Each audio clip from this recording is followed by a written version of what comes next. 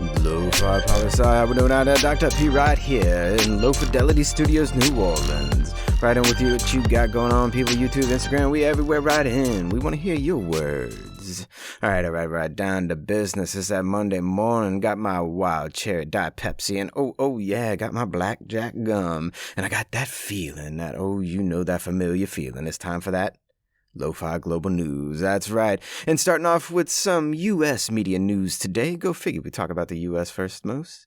But as of, not long ago, one of my favorite, all-time favorite podcasts, methodologists, statisticians, just amazing, 538 Politics Podcast has been shut down by ABC News, and the order came directly from the Walt Disney Corporation. Walt Disney shut down 538 Politics Podcast.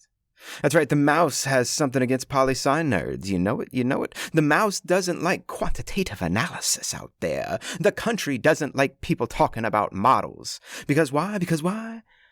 Because all too often the data say things that people do not like.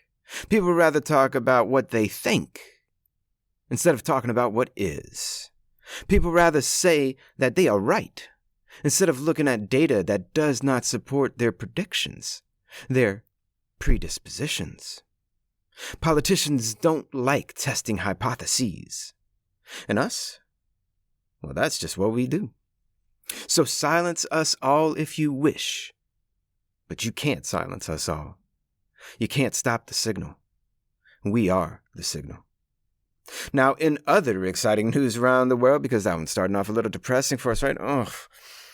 But out in Armenia, that's where we're going. Armenia is setting up to join the European Union. And why is this so exciting? You may ask. Well, for starters, if Armenia joins the European Union, that means likely no more wars with Azerbaijan, who last time won the war not long ago and took some land of their own.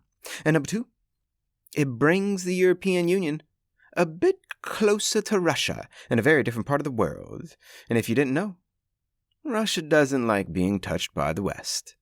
So I'm so curious to see what Russia has to say about this new law passed in Armenia that's starting the process of beginning European Union ascension. Because usually, Russia always got things to say about everything. Now, talking about people talking about anything, let's talk about things and what people can't be saying in Thailand. In Thailand, the judicial system, the courts, have issued an arrest warrant for an American academic who wasn't me, but who was talking shit about the monarchy, which is me a lot, therefore breaking Thailand's lèse-majesté laws that could land you in prison for up to 15 years if you say something negative about the monarchy. This is exactly why I made that top 10 list of authoritarian countries I'd never visit because I've talked way too much shit about them on the podcast before. I'd be sentenced to 100 years by now for Thailand. Like that American academic. That could be me.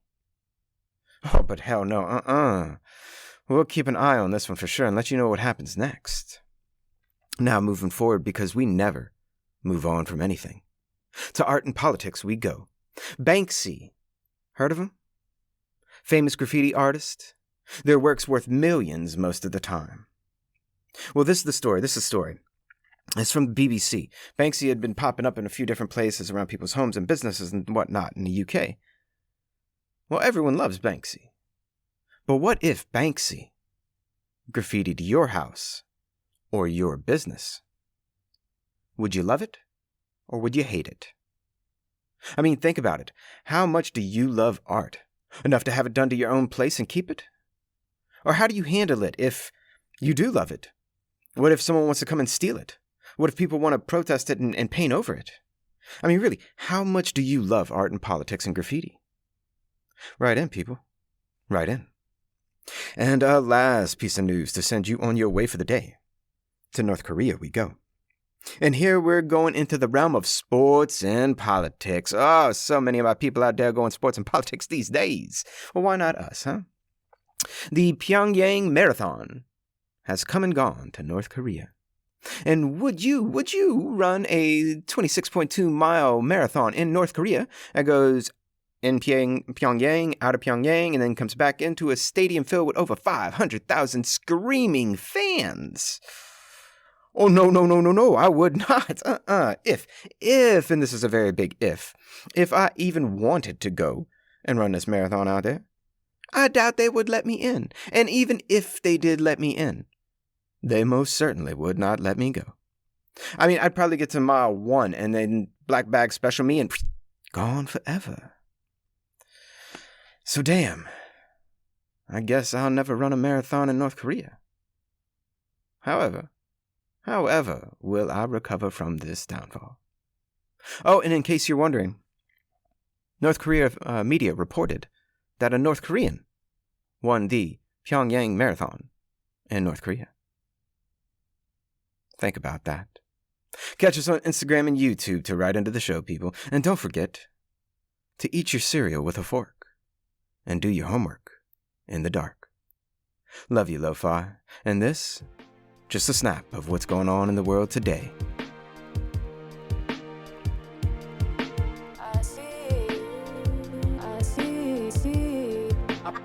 Bring it down, Mike. Always remember that Lofi Poli Sci is more than just me. It's the we that we be. Pickering, signing off.